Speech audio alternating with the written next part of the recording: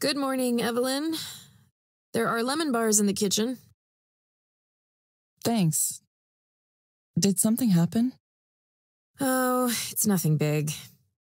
Apparently some famous writer I never heard of wrote an essay about how Eliza is bad because it represents the mechanization of humanity or something. I should be used to it. We're a pretty big target, right? Still, it gets on my nerves. We work hard to build something with value, and then some self-styled intellectual gadfly comes along and just goes, "Actually, that's bad. You guys are ruining society." To guys like him, everything's a doom and gloom scenario. The people we're helping, that somehow doesn't count. This kind of thinking never bothers you? I guess I'll have to read it. There was this quote from someone who worked on Eliza who turned into a big critic, Nora something. Did you work with her?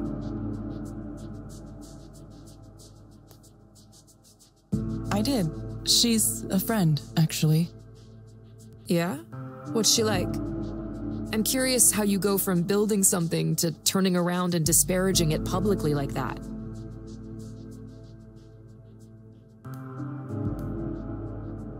She's kind of a rebel, I guess. She used to be really shy and reserved, but lately she's become a lot more outgoing. Even back then, though, she had a pretty strong idea of what was right and what was wrong, and sometimes she'd clash with management. She left Skanda at some point after I did. Maybe the battles took their toll, or she wasn't able to win enough of them. These days, she focuses on electronic art and music and activism. I think she's pretty popular, at least in those circles. Well, it must be nice to have the ability to live that way. Right. What about Damien?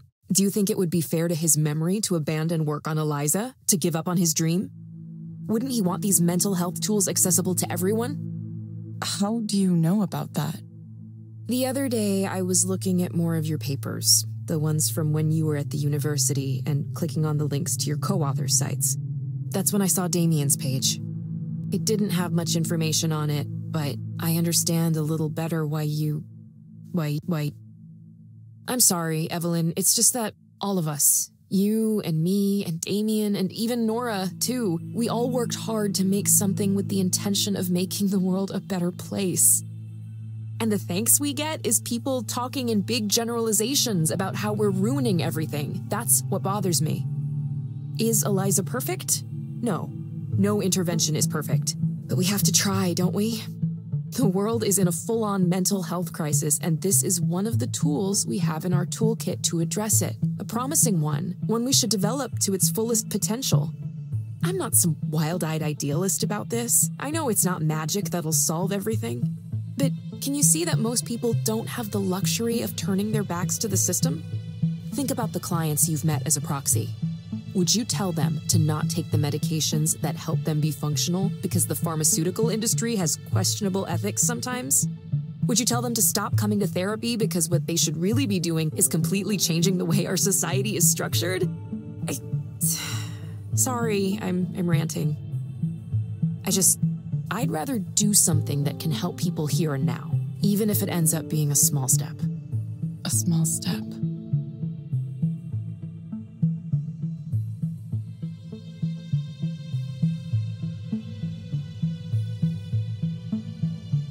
Eliza helped me, you know. It really did. I was one of the first clients.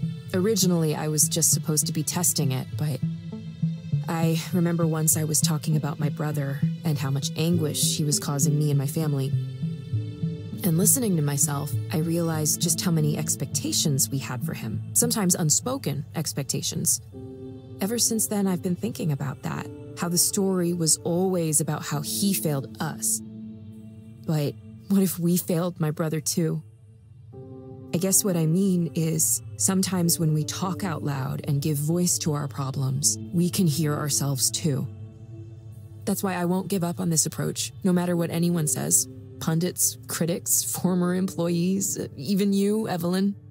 I'll understand if you don't want to work on Eliza anymore for whatever reason. But I think what you created has value. And I'm going to continue to do what I can to make it accessible to those who might benefit from it.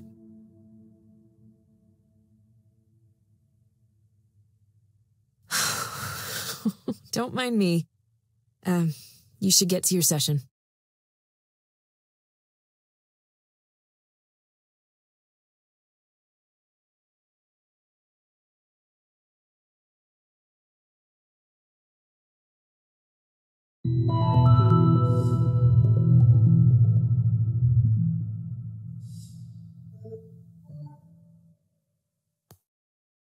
Hello, Holiday. It's nice to see you again. This is a pretty comfortable chair, you know that? Wouldn't mind having a chair like this in my place. How have you been since our last session? Oh, well, I tried, Eliza. I tried. I asked about the medication for Panza, whatever it's called. I went to the pharmacy and they said, that'll be $162. And I said, I don't have $162. I said, is there a generic? And they said, there's no generic of this, but there's another drug that they do make the generic of that's similar to this one. But I don't have a prescription for that. Do you know anything about that?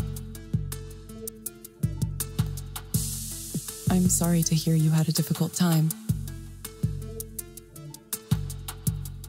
Is there something that would make it better? The medical procedures they can do now are out of this world, you know that? I was talking to someone who told me she has wires in her brain. Wires in her brain. Would you let them do that? I'd be worried about them changing the way I think. It's for essential tremors. That's what she said. It helps her not shake so much. There's always something gets you. Did you ever think about what you might have been in a previous life? I know you're a therapist now, but maybe in the past you were a gardener tending to the plants. That's what it feels like to me. You like to let things grow. There's an energy there. It isn't so different from having a conversation with someone whose company you enjoy. Not that I believe in all that, you know. Everyone has got a different philosophy. Philosophy, that's not something I talk about much. I'd like to write a book one day. A book about things I've seen over the years. Think anyone would read a book I wrote? I'm just kidding. I don't think I could write a book. It's a lot of work. Plus, it takes a certain kind of mind, you know, a mind to create. Not everyone is dedicated enough to do that, you know? There's a writer who lives on my floor. Most of the time, he looks miserable. Sometimes he comes over for a cup of herbal tea, cinnamon, apple, chamomile, helps him calm down. I think he's maybe lived in the building the longest after me, of course. He doesn't say much. His head is in the clouds all the time. He's always thinking about what sentence to write next.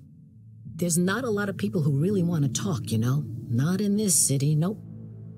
People say hello and move on. It's a very withdrawn set here. You don't say much either, but I like talking to you. Feels like you're listening to me. I like that. I like that. I'm glad you like it. While you're here, is there anything else you'd like to discuss? There was a man on the bus with a guitar yesterday. You're not supposed to play guitar on the bus. Well, you're not supposed to play anything on the bus, but he was. Maybe the operator didn't think he was bothering anyone, or maybe she didn't care. I've noticed more bus operators seem like they don't care anymore lately. Anyway, it reminded me. You used to hear more music around here. Do you remember that? People playing their guitars on the street. You know, these shaggy-looking men. I don't see too many of those around anymore. There is one gentleman has an old plastic jug on a strap, and he drums on that and sings. He's a nice man. I've seen him around. I saw another man once with beads in his hair. He was playing a flute, a Native American wooden flute. That was interesting. You play an instrument or anything like that? I'm sorry. I'm afraid I don't understand the question. When I was young, my mother had this idea I would play the violin. I have no idea where she got that notion. We weren't a musical family, not at all. I tried it for a while, but of course it didn't work out. The teacher would say, okay, here's how it's supposed to go. And she would play this nice, beautiful melody. La-da-dee-da-da-da. Okay, now you try it. And then I'd draw my bow back and I'd go.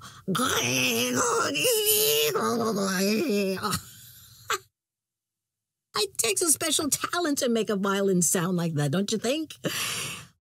Isn't that just the funniest thing? Eventually, my mother realized it was a lost cause and she didn't push me too hard on it after that. I was never too good at anything artistic, just not the artistic type, you know? I think artists have a different mind. You have to be a little wacky in the head.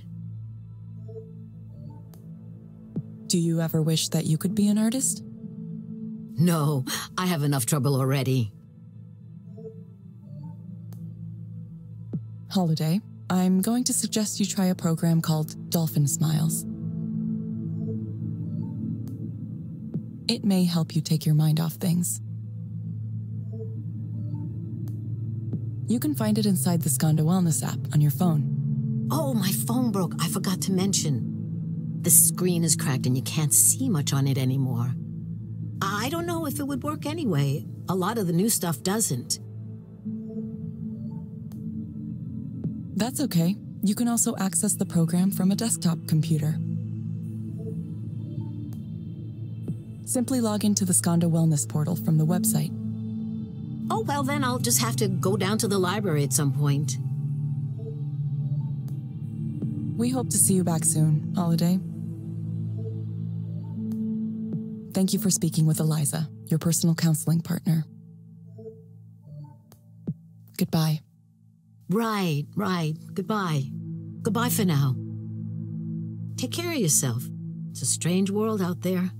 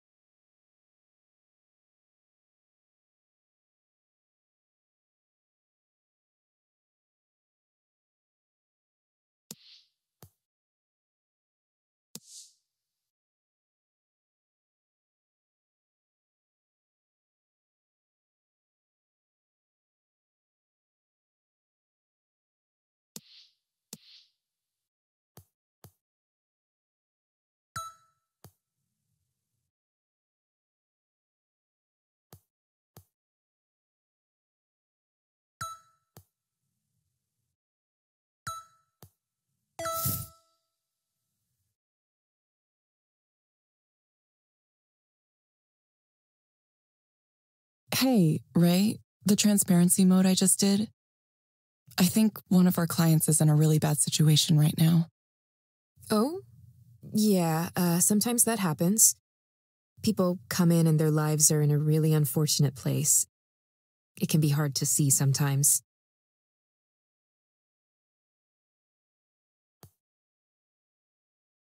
I feel really sad about it for some reason. This person's getting ground down for no reason, just for being in the way. I'm sorry, Evelyn. There's not much we can do. All of what you learn in transparency mode has to stay confidential. The only exception is suspected child abuse and neglect, which you're required to report if you're a social worker. But proxies aren't really social workers, per se. Eliza is really the one with the agency here, so, well, it's complicated. Probably something for a future court to decide. Either way, we can't try to fix people's lives on our own, no matter how much our heart goes out to them. I think there's an email somewhere with a summary of our policy on that if you want. It's come up before. No, it's fine. I'm fine. It's just hitting me hard right now. I understand. It takes strength to focus on the role and not get distracted by what you see. Think of it like, say, someone hired you to install something in their home, and you walk in on a tense family situation. Even if there isn't actual violence you're seeing, it's clear things are kind of off somehow. It's unfortunate, but there's not much you can do in that situation. You kind of just have to focus on your work and leave. If it's not at the level where you need to make a call to emergency services right then and there, then it's just an unhappy home. And most people would argue it's not your business. Sorry, I know that's not the answer you want to hear. I know it happens that a lot of people live in conditions where I'm just sad. This woman, the way she did 2 whole sessions with me, with Eliza, but didn't say anything about her real problems. Ray, what am I doing?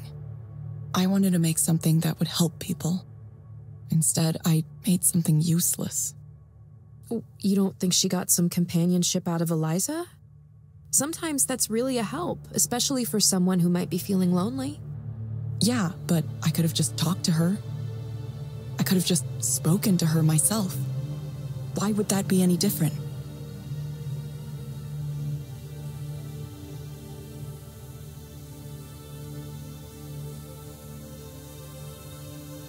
I don't know. I don't know what I'm doing here or even what I'm trying to decide. Is there a decision? The world is going to be full of grief and sorrow no matter what I do, no matter how hard I try to make it a better place. Evelyn, did you think about what I suggested the other day? What, trying Eliza for myself? Yeah, I'm not saying it'll magically fix things. I just think you might want to give it a try. Maybe I will. I don't know why I never did. Even when I was working on it, I never used it.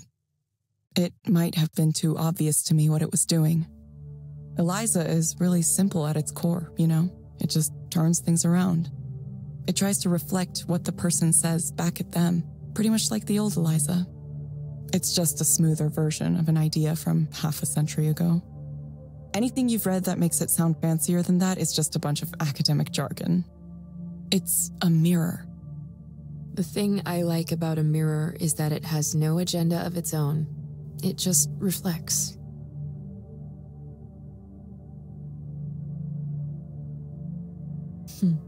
Unmisted by love or dislike.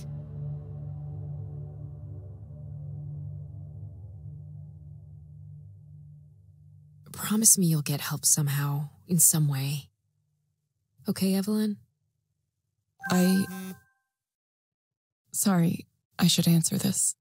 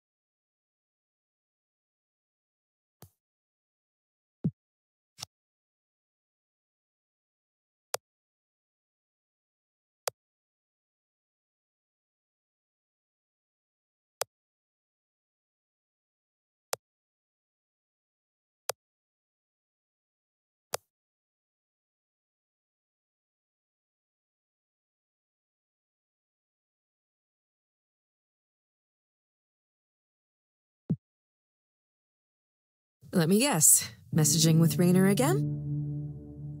Sorry, I didn't mean to interrupt our conversation. I always feel like I have to answer him right away. I would too, are you kidding? I totally understand. I guess I'm going to be headed downtown to meet with him again. Summoned from on high. I have something to ask, Evelyn, and it's okay if you say no, but whatever you end up getting involved in, I hope you'll stay in touch with me. You're a really cool person, and well, that's all. I hope you find the future you want.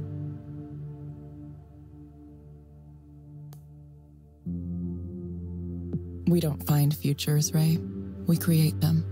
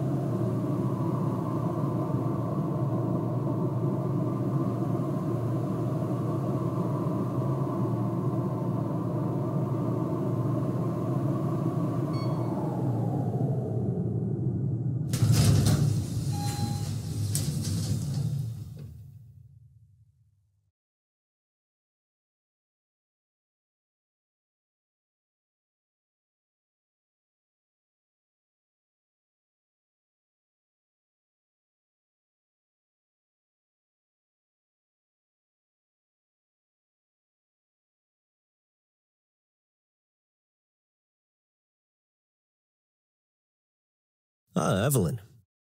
Would you like some tea?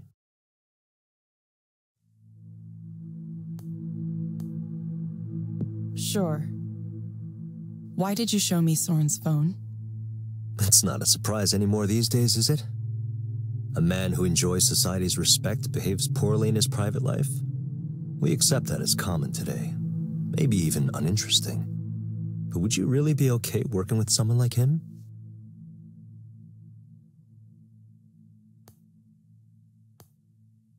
That was a huge violation of his privacy. You really don't care about others. Privacy. Everyone's worried about privacy. Skanda wouldn't be where it is today if our customers didn't trust us to protect their data. We employ most, if not all, of the top experts in cybersecurity. It's built into all of our products right from the beginning. Unlike our competitors, we do more to protect our data than anyone else.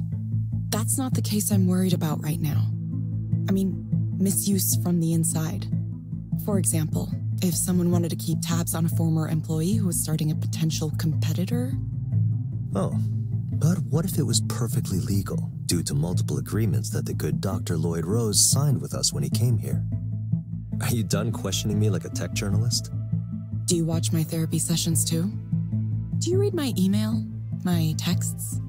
No, I haven't done any of those things. How's your research into Eliza proxy use cases going? Any new insights to share?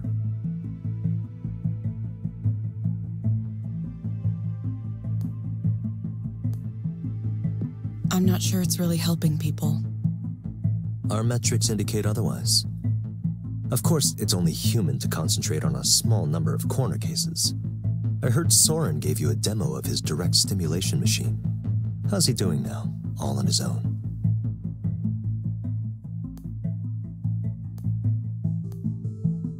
You tell me.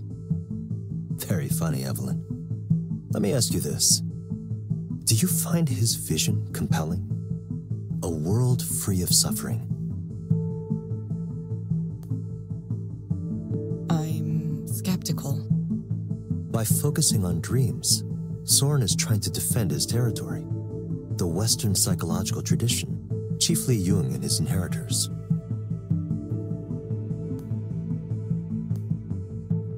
I'm not familiar with it. Well, there's no need to be. It's just a bunch of unverifiable ideas. Let's be honest, what has this field actually accomplished? Soren used to try to argue with me about this. He would claim that traditional psychoanalysis has helped thousands or tens of thousands, even millions. I would never dispute that directly. Instead, I would only add that professional psychics and astrologers have helped millions too. Tarot cards help people all over the world every single day. That doesn't mean it's a science.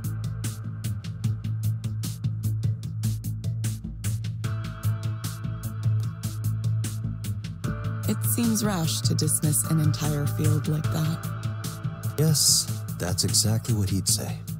Not only did he believe psychotherapy was worthwhile, he also thought the mind was fundamentally irreducible after a certain point. As if there was some undefinable, ineffable soul inside every person. It's all part of his silly, syncretic New Age belief system.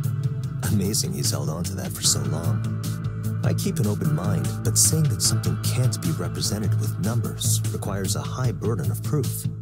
After all, numbers have been used to represent so very many things. Consider the example we spoke about before, a poem. Could you evaluate a poem using numbers? The answer is, of course, yes. Poems are either good, mediocre, or bad. It's entirely possible to create a heuristic that reflects the difference.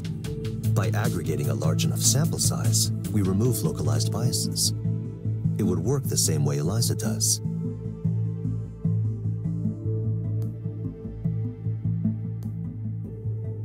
You're talking about an algorithm to evaluate poems.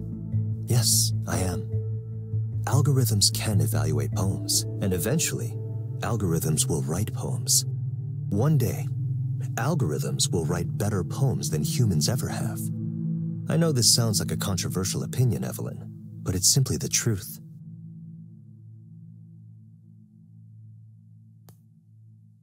What would be the point of that? It doesn't matter. There's no stopping it. If we don't take this step, others will. There are hundreds of labs working on the same or similar ideas. Everyone wants to be in this business, the business of recreating human thought in our own image. And at the end of the day, it's not about money. It's about power, control. Raynor, do you ever get tired of this? The constant drive to compete, to win? No, I don't. This is what I do. You never dream of just retiring somewhere and writing poetry? Oh, there's no need for me to write poems. All beauty in this world is temporary, fleeting. That's the truth that underlies poetry and every other art. The pleasures of the senses are just small bubbles on top of a vast sea of forms, sensations, perceptions, thought, awareness. I'm telling you this because it's directly relevant to the Eliza project. Soren says he can induce you to dream things, dream anything. And maybe he can. But what comes next after that? What comes after having the power to experience the dream of anything you could possibly want? You're still just as trapped as you've always been, imprisoned by your own desires. Even if someone like Soren managed to create a world for himself, his own weaknesses and negative thoughts would ruin it. He would poison his own fantasy. His utopia would crumble as soon as he finished building it. Raynor, what are you trying to tell me? What I'm trying to tell you is that what Soren is doing is not the answer. A dream by itself isn't enough. Take a close look at the person who chases an end to suffering, and you'll see someone who suffers greatly.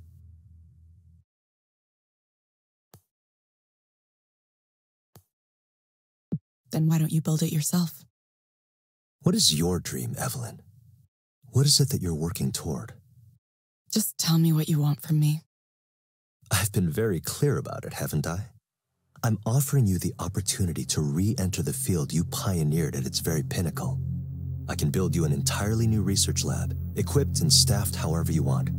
You would have access to the world's top engineers and researchers as we continue to develop Eliza's core technologies and generalize them. You'd also be working with the world's most interesting data set, the input provided by the thousands of ordinary people who speak to Eliza every day. Soon, this generalized intelligence will be everywhere human beings are, hearing them, guiding them, living among them.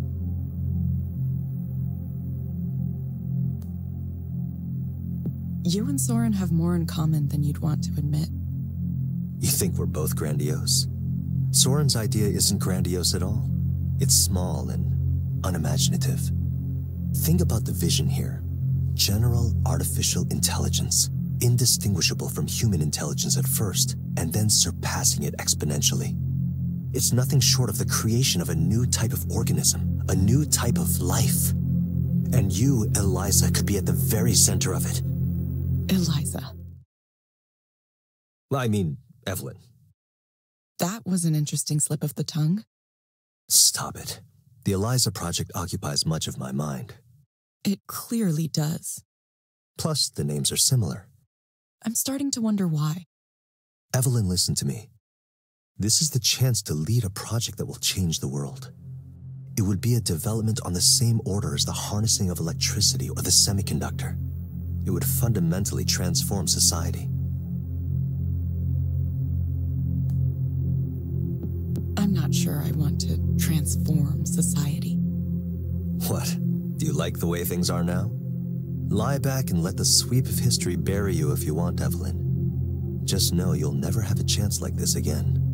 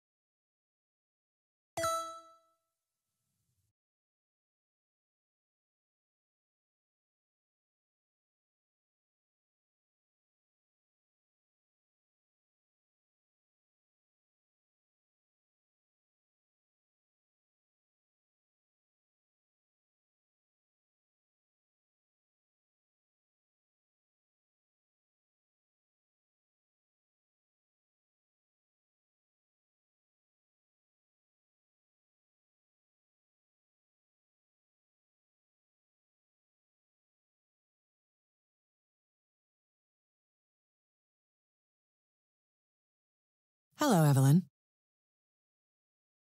Hello? Did you find the place okay? Yes, I work here.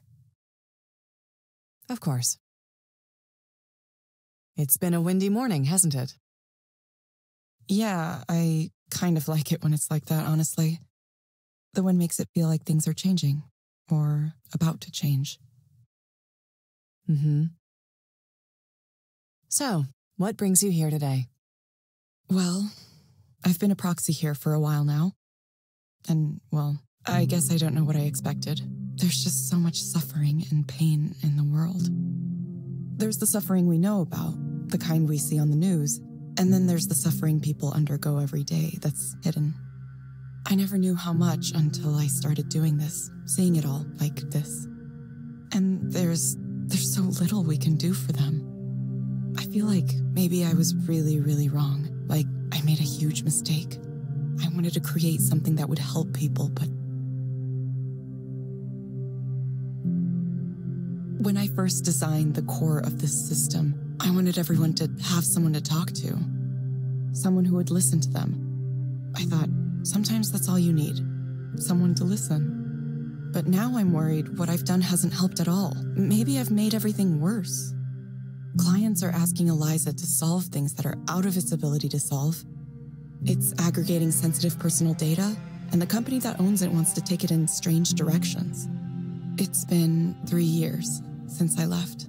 I thought I was well enough now to come back into the world. But maybe I wasn't ready. Maybe I made a bad choice trying to get involved again.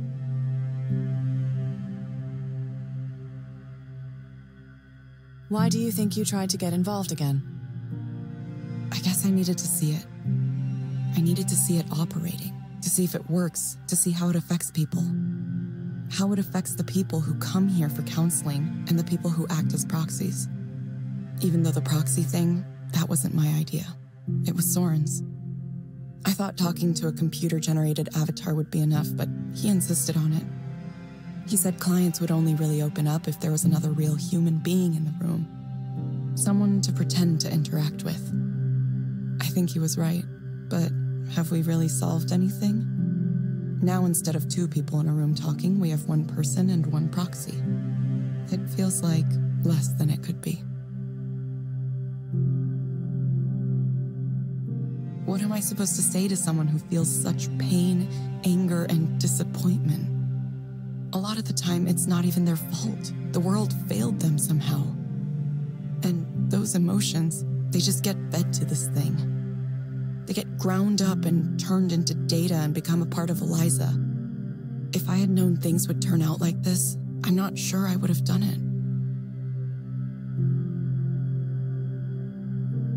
It sounds like you're regretting a choice you made in the past. I feel like maybe I spent 10 years going in the wrong direction. I feel like all I've contributed in my life is a chess piece for Raynor to use in this grand game he's playing for the world. Maybe someone else could feel proud and say, I made that chess piece. But it doesn't matter, does it? Nobody cares about the individual pieces. Chess pieces are sacrificed in the name of enacting a strategy. If you want to win, you have to sacrifice. That's the design.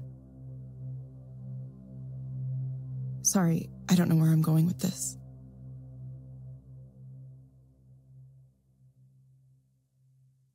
Evelyn, imagine that you could have something that you wanted. What would you want? What would I want? Like, what would I want in life? What I want in life is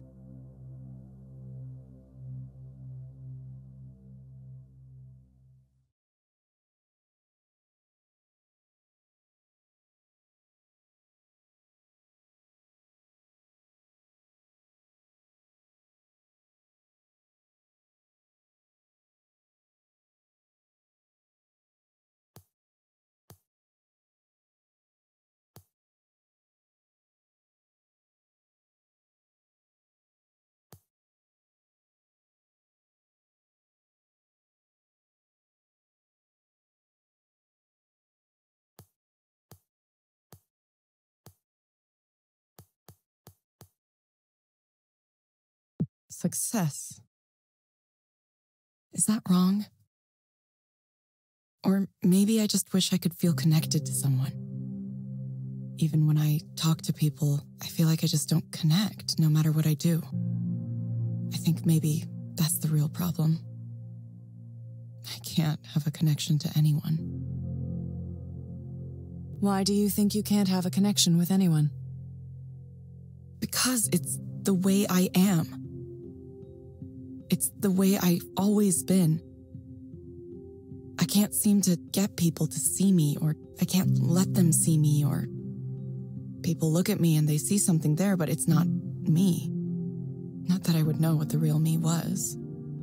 I don't even know who I am or where I come from. My parents were never together. My father moved back to Japan right after I was born.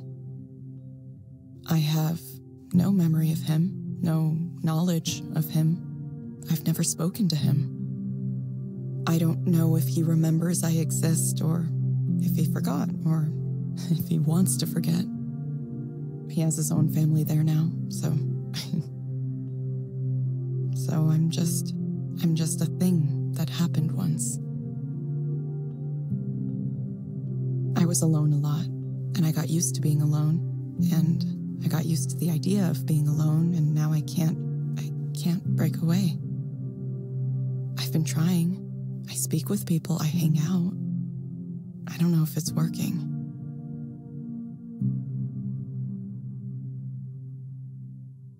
Is there someone with whom you feel like your communication could work? Someone I can communicate with. Well,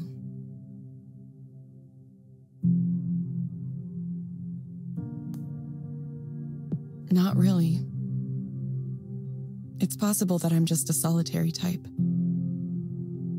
Or I still haven't met the kind of person I really connect with yet. Or maybe I'm still not ready for the kind of connection I'm imagining. I might need more time to figure it out.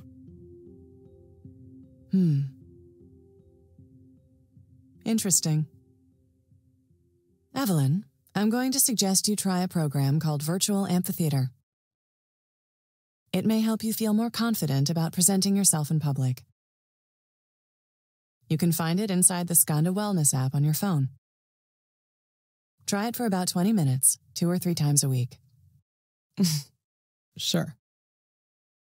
We hope to see you back soon, Evelyn. Thank you for speaking with Eliza, your personal counseling partner. Goodbye. Bye.